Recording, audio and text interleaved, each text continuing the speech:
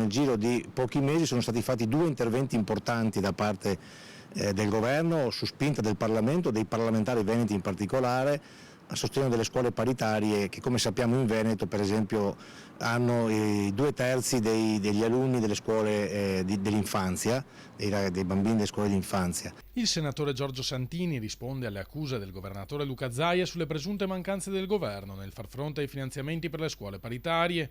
Dalle dichiarazioni roboanti del presidente, replica l'esponente del PD, sembra che solo la regione si occupi di queste realtà mentre lo Stato sta ignorando il problema e anzi addirittura metterebbe le regioni nelle condizioni di non potervi far fronte.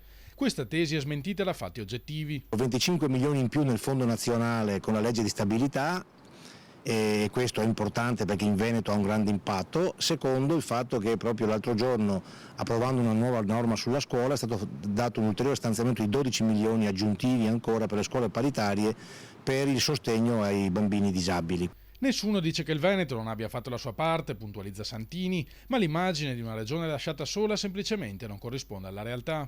C'è una grande attenzione da parte del governo su questo tema, così come anche la regione ha fatto la sua parte. Ecco, è sbagliato mettere in contrapposizione la regione con il governo perché entrambi stanno lavorando positivamente nei limiti delle risorse disponibili per sostenere le scuole paritarie.